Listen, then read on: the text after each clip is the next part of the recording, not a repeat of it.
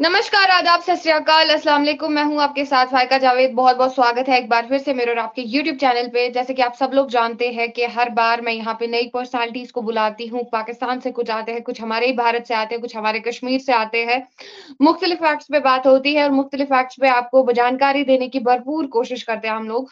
तो इसी सिलसिले में आज हमारे साथ पाकिस्तान से 2 पर्सनैलिटीज़ मौजूद है, 2 यूट्यूबर्स मौजूद हैं जो कि इंडियन कंटेंट पे काम करते हैं, पाकिस्तान में जितने भी प्रोपेगेंडे चलाए जाते हैं, उन पे भरपूर तरीके से काम करने की कोशिश करते हैं।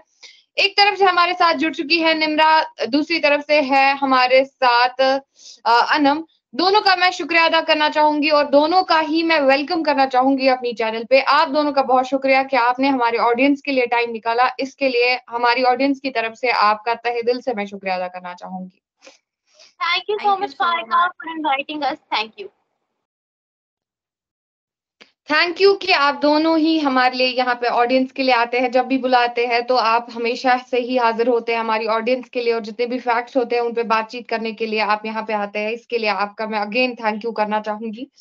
क्योंकि आपको भी पता है कि इंडिया जो है आजकल काफ़ी ऊँचाइयाँ उभर रहा है, ऊँचाइयाँ छू रहा है और चंद्रयान थी 3 जो है उसकी सक्सेसफुल लैंडिंग भी हो चुकी है। जिस तरीके से क्या कुछ जश्न मनाया गया कश्मीर में, इंडिया में वो आपने देख ही लिया होगा और किस तरीके से इसरो की एक बहुत बड़ी अचीवमेंट जो है हिस्ट्री के पन्नों में लिखी गई।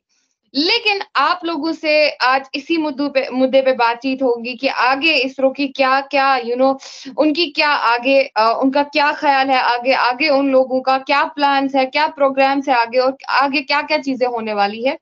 सबसे पहले तो हम बातचीत करेंगे चंद्रयान 3 पे ही चूँकि चंद्रयान 3 अगर वर्ल्ड के बारे में पूछा जाए तो एक तरफ से पूरी दुनिया जो है भारत को सराहती है, एक तरफ से पूरी दुनिया इसरो को सराहती है। इवन कि इसरो का ये लाजवाब काम जो है उसने नासा को भी पीछे छोड़ा है।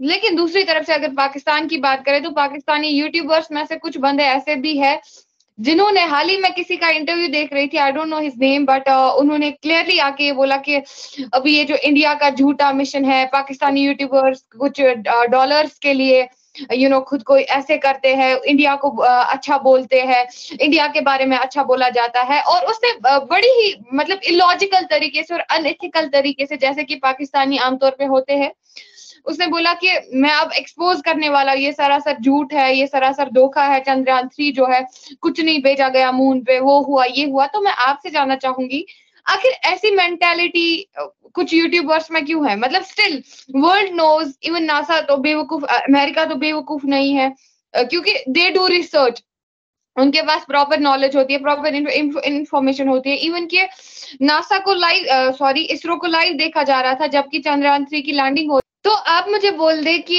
एक तरफ से पूरी दुनिया जो है इसरो को सराह रही है, लेकिन दूसरी तरफ से पाकिस्तानी यूट्यूबर्स कुछ ऐसे मतलब अनएथिकल बातें करती है। सबसे पहले निम्रा आपके पास चलते हैं। आपको क्या लगता है कि ऐसे वीडियोज़ क्यों बनाए जा रहे हैं पाकिस्तान के यूट्यूबर्स की जानिब से? फारिका, सबसे पहले तो जो आपने बात की है कि मुझे प्रूफ दें, ये पाकिस्तान की जानिब से स्टेटमेंट आई है। ज़ैद हमीद साहब ने ये बात बोली है कि भाई मुझे चंद्रयान 3 के सबूत दीजिए, कहाँ है चंद्रयान 3? दूसरा ये भी बोला गया है कि ये सब ग्राफिक्स का कमाल है, ये सब एडिटिंग का कमाल है। देखिए, जो आपकी सक्सेस को, जो आपकी कामयाबी को बर्दाश्त नहीं कर पाते, जो लोग आपसे जलते हैं, ज़ाहिर है आपकी सक्सेस भी उनको कांटे की तरह चुभती है, ज़हर की तरह लगती है अंदर जाके, जो कि साफ नज़र आ रहा है। मैं पूरे पाकिस्तानियों की बात नहीं कर रही, क्योंकि हमारे अगर मैं न्यूज़पेपर्स की बात करूँ तो न्यूज़पेपर्स के फ्रंट पेज पे भारत की ये खबर छापी गई है, जो कि बहुत अच्छी बात है। मुझे पर्सनली भी बहुत अच्छा लगा, और जिस तरीके से पाकिस्तान के जर्नलिस्ट ने, मोहसिन अली ने, यूके के एंकर को और बीबीसी को रिप्लाई दिया है कि भाई इनको बरनौल भेजो, ये भारत से जल रहे हैं, वो भी बहुत जबरदस्त बात है। बाकी रही ये बात जो आप बोल रही हैं कि बोला जा रहा है कि डॉलर्स के लिए ये सब फेक है, तो देखिए, जहां पर पॉजिटिविटी होती है वहां पर नेगेटिविटी भी होती है। तो ये सब नेगेटिविटी है जो भी बोला जा रहा है कि हमें सबूत दो या ये करो या वो करो। दूसरी बात, अगर हम आए इसरो पर, तो ये हम सब जानते हैं कि इसरो का बजट बहुत कम है, और बहुत कम बजट में इसरो ने बहुत कमाल कर दिया है। बहुत बड़े बड़े मिशन जो है वो लॉन्च कर दिए हैं, जिनमें से चंद्रयान 3 की मिसाल अपनी है। मैं बहुत अच्छा फील कर रही थी जब मैं देख रही थी कि चंद्रयान 1 एंड 2 की फेल्ड अटेम्प्ट से लेकर जो सक्सेस की जर्नी है चंद्रयान 3 की, भारत ने बहुत मेहनत की है। इवन मैं ये भी देख रही थी कि चंद्रयान 2 के जब सिग्नल्स लॉस्ट हुए थे, तो आप लोगों के जो इसरो के चेयरमैन है वो रो रहे थे और प्राइम मिनिस्टर मोदी ने उनको गले से लगाया था और उनको बोला था कि हिम्मत करो, कोशिश करो, मेहनत करो। और अब जब मैं एस सोमनाथ का इंटरव्यू देख रही थी तो वो पूरी अपनी जो जर्नी है उस पर एक्सप्लेन कर रहे थे कि भाई इतने सालों में उन्होंने किस तरह दिन रात मेहनत की है और किस तरह से उन्होंने इस मिशन को सक्सेसफुल बनाया है। तो यू नेल्ड इट भारत। मैं तो यही कहूंगी कि हैट्स ऑफ टू यू कि इतने कम बजट में आप लोग इतना कमाल कर रहे हो। हम बड़ी बड़ी स्पेस ऑर्गेनाइजेशंस को देखते हैं, हम जापान की बात करते हैं, हम चाइना की बात करते हैं, हम रशिया की बात करते हैं, हम इवन नासा की बात करते हैं, जिनकी इतने बड़े बड़े बजट्स होते हैं। इतनी बड़े बड़े बजट्स वाली जो स्पेस ऑर्गेनाइजेशन है वो भारत से खुद बोल रही है कि भाई आप लोग मून के साउथ पोल पर कैसे लैंड कर गए हो, हमें भी बता पाएगा। आप ये देखें कि अगर हम इसरो की बात करते हैं तो टॉप स्पेस एजेंसीज में आती है। अभी तो बहुत जबरदस्त काम कर दिया इसरो ने कि मून की और मार्स की अपनी मिट्टी से उन्होंने उसमें बैक्टीरिया और कुछ चीजें शामिल करके उन्होंने एक ब्रिक्स बनाई है जिससे वो लोग चांद पर और मार्स पर घर भी तामीर करने वाले हैं। तो बहुत बड़ी बात है। हम लोग तो जमीन से बैठकर चांद को ऐसे देख रहे होते हैं और आप लोग चांद से बैठकर जमीन को देख रहे होते हो, तो एक बहुत बड़ी बात है। इसके अलावा अगर हम बात करें तो जिस तरीके से आप लोगों की इसरो आगे बढ़ी है, नो डाउट हमारी सुपार्को आप लोगों से पहले बनी थी, 1961 में बनी थी। मैंने पर्सनली तो विजिट नहीं किया लेकिन बहुत से लोगों ने इसका विजिट किया। मैंने रिसेंटली ही एक रोड शो करी थी, इसके दौरान मुझे एक पाकिस्तानी मिला जिसने मुझे बताया कि मैंने ऑफिशियली जो है वो सुपार्को का विजिट किया और लिटरली उसने सुपार्को का पूरा भांडा फोड़ दिया था। उसने बोला जब मैं सुपार्को में एंटर हुआ तो एक चपरासी के अलावा मुझे वहां कोई नजर नहीं आया, पीएन के अलावा वहां पर कोई नजर नहीं आया। अंदर गया ना तो कोई वहां पर साइंटिस्ट मौजूद था ना तो कोई इस तरह की चीज मौजूद थी जो मुझे इंस्पायर करती। उसने बोला कि इससे बेहतर ये था कि मैं गूगल करता और अपनी सारी रिसर्च कंप्लीट कर लेता। और वहां पर सिर्फ एक सर मौजूद थे जिनका इंटरमीडिएट पास था।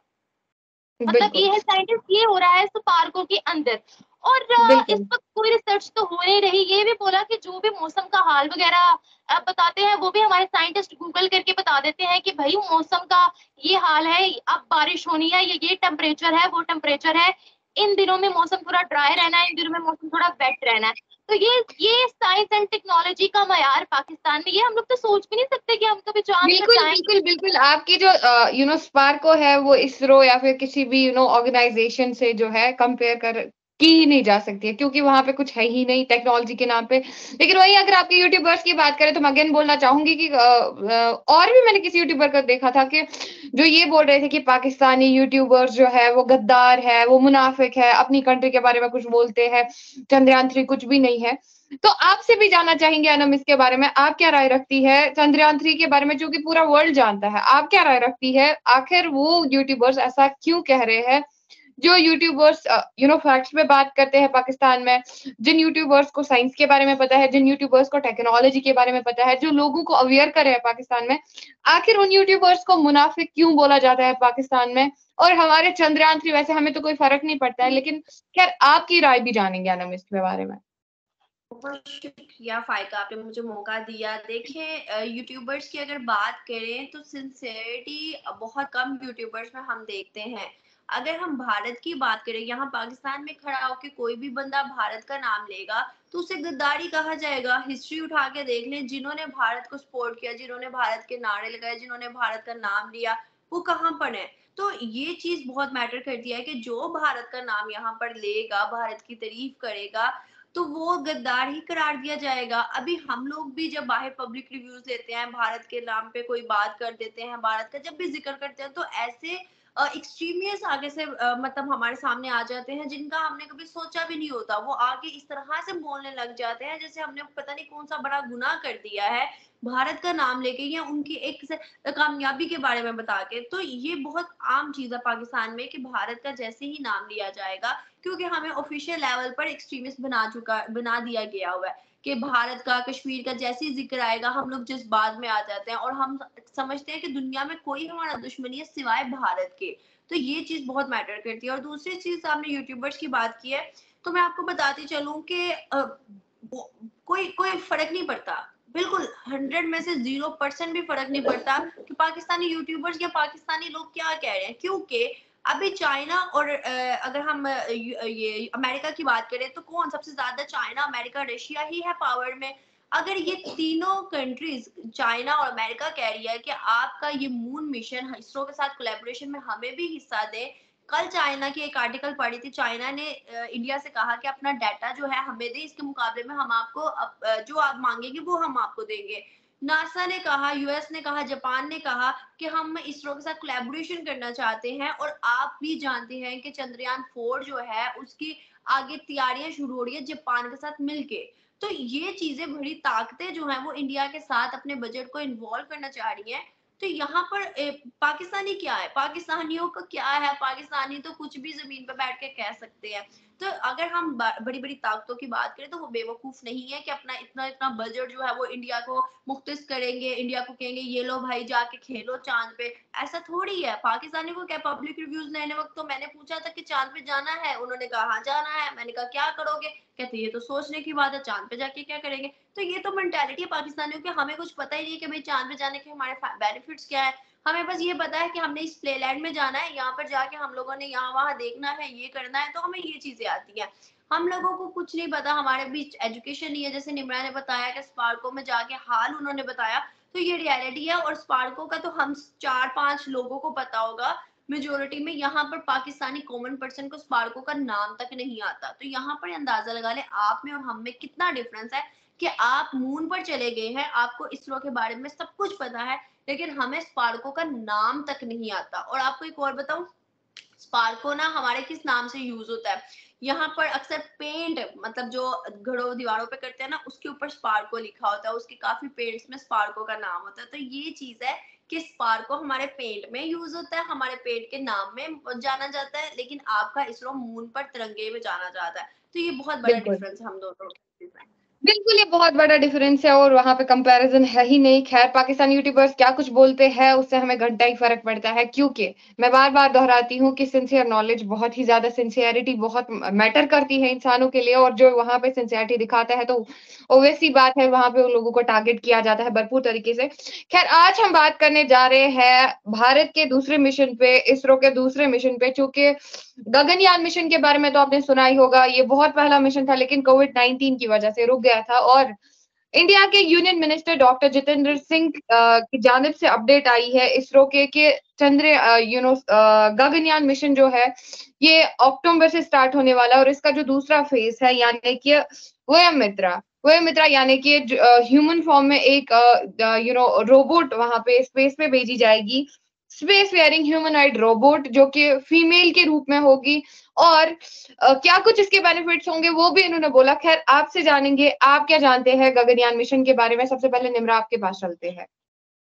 देखिए, गगनयान मिशन की बात करते हैं तो ये भारत का फर्स्ट ह्यूमनॉइड व्योममित्रा जिसका नाम है, उसको भेजा जाएगा स्पेस के अंदर। फर्स्ट स्पेस ह्यूमन फ्लाइट है ये। और इससे बहुत सी चीजें जो है वो ऑब्जर्व होने वाली हैं, तो बहुत बड़ी बात है। और इससे पहले भी अगर बात करें तो भारत टेक्नोलॉजी में तो बहुत आगे निकल चुका है। आप लोगों ने तो AI एक एंकर भी बना दी हुई है, एक न्यूज कास्टर भी बना दी हुई है। बहुत अच्छी बात है। गगनयान मिशन तो काफी पहले का ही अनाउंसमेंट हो गई है कि गगनयान मिशन जो है उसको पाए तक मील तक पहुंचाया जाएगा, लेकिन ड्यू टू कोविड इसको जो है वो आगे कर दिया गया था, पोस्टपोन कर दिया गया था। अब आई थिंक सो 2024 है इसका जिसमें ये जो मिशन है वो लॉन्च किया जाएगा। गगनयान मिशन सिर्फ एक मिशन नहीं है जो कि इसरो की जानिब से लॉन्च किया जाएगा। चंद्रयान के बाद आदित्य L1 आने वाला है, उसके बाद समुद्रयान मिशन आने वाला है, deep down the exactly. Ocean पहली दफा भारत जो है वो जा रहा है और चीजों को ऑब्जर्व करने वाला है। गगनयान, मंगलयान 2, मंगलयान 3 आने वाला है। निसार, आदित्य L1। बिल्कुल, निसार एक मिशन है, वो आगे आने वाला है। तो ऐसे बहुत से मिशन हैं जो आगे आने वाले हैं। और जॉइंट मिशन नासा का और इसरो का वो भी लॉन्च होने वाला है। तो बहुत बड़ी बात है, बहुत अच्छी बात है, बहुत जबरदस्त बात है कि आने वाले सालों में पहले शेड्यूल करके रखा हुआ है कि इस साल में हम लोगों ने ये वाला मिशन लॉन्च करना है, अगले साल में ये वाला मिशन लॉन्च करना है, उससे अगले साल ये वाला मिशन आ रहा है और उससे अगले साल हम लोगों ने ये मिशन करना है, या इस चीज के साथ कोलैबोरेशन करके हम लोगों ने जो है वो इस चीज पर रिसर्च करनी है। बहुत जबरदस्त बात है। और सबसे बड़ी बात कि अभी मैं बोलना चाहूंगी, एलॉन मस्क ने बोला है सुपर कूल इसरो। और वो उन्होंने इसलिए बोला है क्योंकि चांद पर अगर हम देखें ना तो चांद पर वो चीज छप रही है, चांद की सरफेस के ऊपर छप रही है जिसके ऊपर अशोक स्तंभ और इसरो का लोगो लिखा हुआ है। तो वो जगह जगह पर छप रही है।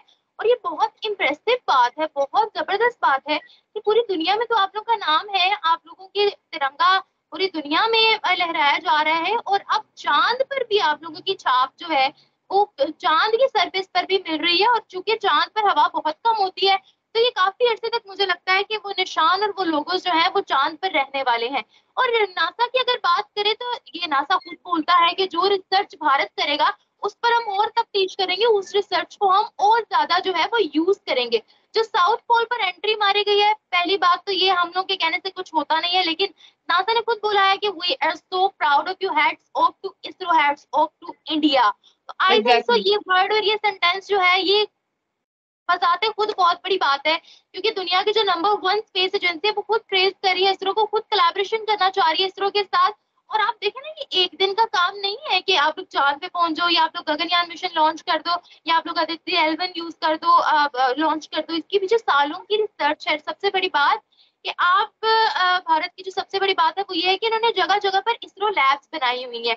अब जो छोटे बच्चे हैं, मैं तो ये भी पढ़ी थी कि उत्तर प्रदेश में वहां पर पहली जो इसरो लैब है वो भी बन चुकी है बच्चों के लिए। यानी बच्चों को बचपन बचपन से ही उनके दिमाग में ये डाला जाता है कि आप लोगों ने साइंटिस्ट बनना है, आप लोगों को स्पेस की बात। मेरा नहीं ख्याल कि अगर पाकिस्तान की बात करें तो पाकिस्तान में किसी भी बच्चे को स्पेस के बारे में कोई इल्म होगा, या स्पेस में जो लोग जाते हैं उनका स्पेसिफिकली नाम क्या होता है, एस्ट्रोनॉट्स उनको बोला जाता है या नहीं बोला जाता, ये भी किसी बच्चे को पता होगा। तो यानी कि यहाँ पर इलिटरेसी का आलम ये है। तो जब बच्चों को बचपन से ही स्पेस का नॉलेज दिया जाएगा, ये इस तरह की लैब्स बनाई जाएंगी, या उनका रुझान उस तरफ लगाया जाएगा, तो फिर जाहिर सी बात है बड़े होकर वो लोग एस्ट्रोनॉट्स या साइंटिस्ट वगैरह ही बनेंगे कि भाई ये मिशन लॉन्च हो रहा है, वो मिशन लॉन्च हो रहा है। मेरा नहीं ख्याल कि फिर ये बहुत बड़ी बात कंसीडर की जाएगी। तो मैं ये बोलना चाहूंगी यहाँ पर। देखिए, आप अनम की तरफ बढ़ते हैं निब्रा, बिल्कुल सही बात है आपने बोली। अनम, आपसे जानेंगे आप क्या जानती है गगनयान मिशन के बारे में? देखिए, अगर सिंपल पाकिस्तानी बन के बताऊं तो मैं तो कुछ भी नहीं जानती। अगर एज अ यूट्यूबर बताऊं तो फिर बड़ा कुछ जानती हूँ। अगर पढ़ लिख कर बताऊं तो फिर और भी बड़ा कुछ जानती हूँ। तो सिंपल पाकिस्तानी की बात करें तो वो तो कुछ भी नहीं जानता। उसकी एक बड़ी मिसाल है कि एक इंटरव्यू था बाहर का, ये पब्लिक रिव्यूज का। तो उनका एक वीडियो वायरल हुआ। उसमें था कि वो उसने कहा कि नासा भी झूठ बोलता है, इंडिया भी झूठ बोलता है, पानी नहीं है चांद पे। तो भाई, क्या तुम्हें यहाँ के पानी दरियाओं की तरह वहां पे पानी मिलेगा? यहाँ की नहरों की तरह वहां पे पानी मिलेगा? चांद तो फिर पूरा आसमानी पानी से ढका हुआ है। मतलब ऐसी मेंटालिटी है कि पानी वहां पे पानी इस तरह का फॉर्म में थोड़ी होगा जो इस तरह दरियाओं में यहाँ पर है। तो ये चीज हमें सोचनी पड़ेगी कि उस बंदे ने किस उसके सोच से कहा कि वहां पर पानी नहीं है, वहां पर पानी कैसे हो सकता है? तो कॉमन पर्सन अगर कहे तो यहाँ पर कुछ भी नहीं पता। खैर, गगनयान मिशन की तरफ आते हैं तो यहाँ पर हम देखते हैं कि फीमेल रोबोटिक है मिशन। हम आप लोगों का, मैं हमारा कहने लगी थी। और जो आपका मिशन है इस पर अगर हम बात करें तो दो तरह के ये मिशन है। इनक्यूर मिशन है जिसमें ह्यूमन को नहीं भेजा जाएगा, और अगर हम क्यूर मिशन की बात करें तो इसमें ह्यूमन को भेजा जाएगा। और इसकी जो कैपेसिटी है वो 3 लोगों तक की है। अगर हम बात करें मिशन की, तो इन सारे मिशन जो भी निम्रा ने भी बताया, आपने भी बताया, ये सारे मिशन को अगर मिला के 2040 की बात करें, 2040 की, तो 2040 तक ये प्रिडिक्शन की जा रही है आर्टिकल के मुताबिक कि $40 बिलियन की इंडिया को बहुत बड़ा एक बेनिफिट होगा। $40 बिलियन की जो है वो इंडिया की स्पेस में एक बहुत बड़ा मुनाफा देखा जाएगा।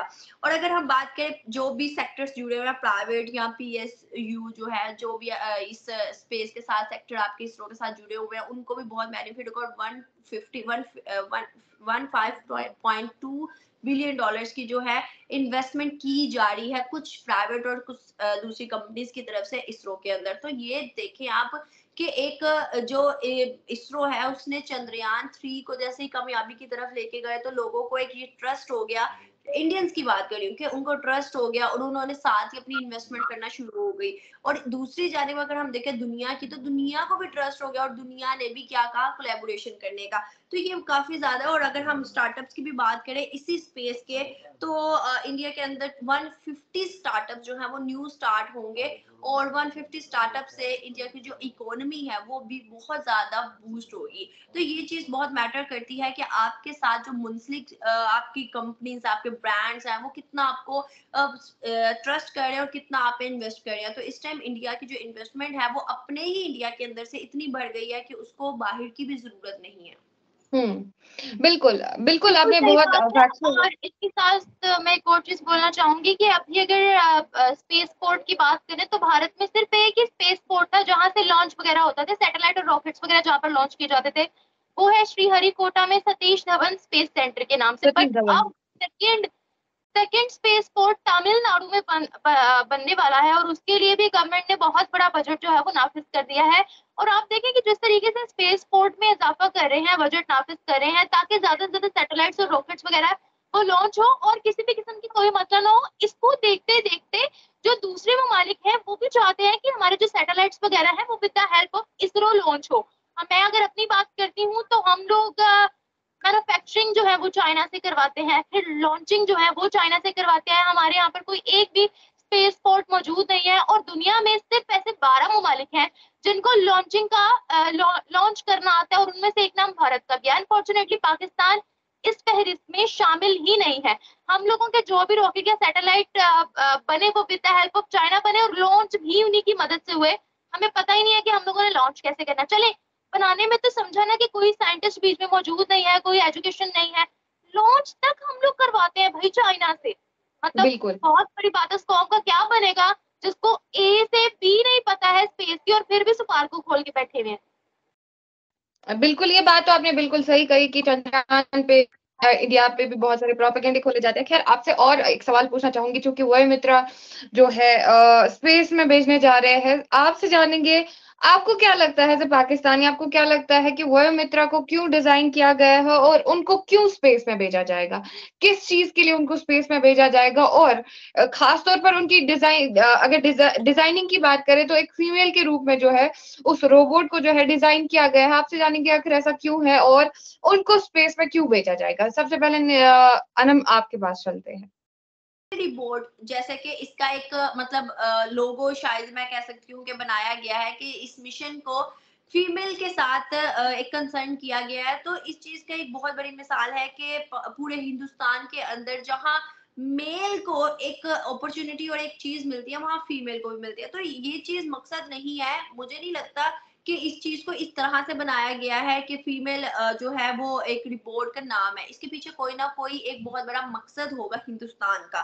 तो दूसरी अगर हम बात करें मिशन की जो कि ऊपर स्पेस में जा रहा है, मून मिशन जो हुआ, और उसके अलावा अभी की गगनयान की बात करें तो देखें अगर ऊपर ये लोग जाएंगे, रिसर्च करेंगे, और आपके रिसर्च के वहां पे जो मैंने स्पीच सुनी है उसके मुताबिक भी अगर हम देखें तो ये पॉसिबिलिटी रखी जाएगी कि ह्यूमंस की लाइफ क्या ऊपर पॉसिबल है, क्या ह्यूमन ऊपर रह सकते हैं, क्या ह्यूमन ऊपर जाकर विजिट कर सकते हैं, क्या हला में हर चीज को ऑब्जर्व कर सकते हैं, क्या अपने जो एक थ्योरी है उसको कंप्लीट कर सकते हैं। अगर ये चीज हो गई, मतलब पॉसिबल हो गई, और इस चीज को कंप्लीटली ऑब्जर्व कर लिया गया, तो फिर आने वाले टाइम के अंदर, मुझे जहां तक मेरी ऑब्जर्वेशन है, आगे आने वाले टाइम के अंदर फ्यूचर में ऐसा भी हो सकता है कि हिंदुस्तान की जानिब से इन मिशंस के साथ साथ जो कॉमन पर्सन, कॉमन मैन है, कॉमन लोग हैं हिंदुस्तान के, उनको भी भेजा जाए, और वहां जाकर उनकी भी जो है एक एक कहते थ्योरी जो होती है, थ्योरी जो होती है, उसको कंप्लीट करवाया जाए। तो इस चीज की पॉसिबिलिटी है, इसके बारे में इतना ही मैं जानती हूँ, आगे निम्रा बता सकती है। बस तेरे से हो गया, बस खत्म कर दे, बस कर दे भाई, का बड़ा लंबा हो गया। ठीक है, तो वेल आपसे भी हमने बहुत सारे फैक्ट्स जाने और आपसे भी आपका माइंडसेट अब जाना कि आप क्या जानते हैं चंद्रयान 3 के बारे में, या फिर गगनयान मिशन के बारे में, या फिर इसरो के बारे में, इनकी क्या राय थी, आप लोगों ने भी देख लिया। वेल आप दोनों के वक्त का बहुत शुक्रिया कि आप दोनों ने हमारी ऑडियंस के लिए टाइम निकाला, और आप लोग क्लियरली देख सकते हैं कि पाकिस्तानी भी क्या राय रखते हैं। कुछ पाकिस्तान में भी कुछ लोग ऐसे हैं जो भारत के बारे में राय क्या रखते हैं, जो भारत के बारे में लोगों को अवेयरनेस देने की भरपूर कोशिश करते हैं, लेकिन वही कुछ तरफ से कुछ ऐसे लोग भी होते हैं जो अनएथिकल नॉलेज लेके और इलॉजिकल बातें लेकर के आ जाते हैं, यूट्यूब चैनल बनाते हैं और फेसबुक पे घटिया बातें कहते हैं कि यार जैसे कि अभी निम्रा ने कहा कि किसी ने बोल दिया कि चांद पर नासा और इसरो को भी उन्होंने झूठा करार दिया और यहाँ पे जमीन पे बैठ के बात की कि चांद पर कोई पानी अवेलेबल नहीं है। तो it is because of the dumb knowledge Pakistanis are providing to their people. उनको चाहिए कि वो जो है अपना एजुकेशन सेक्टर बेहतर करे, नॉलेज थोड़ी बहुत लोगों को दे और थोड़ी बहुत एथिक्स लोगों को सिखाए, ताकि लोगों को समझ आ जाए कि व्हाट इज रियलिटी, साइंस कहाँ पे लाई कर रहा है, नॉलेज क्या होती है या फिर टेक्नोलॉजी क्या होती है, वहां के लोगों को भी समझ आए। तो ऐसे ही इंटरव्यू सेशंस होते रहेंगे और पर्सनालिटीज को बुलाते रहेंगे। तब तक के लिए आप जुड़े रहे। बाकी जय हिंद, जय भारत, जय Kashmir. Thank you so much. Thank you so much.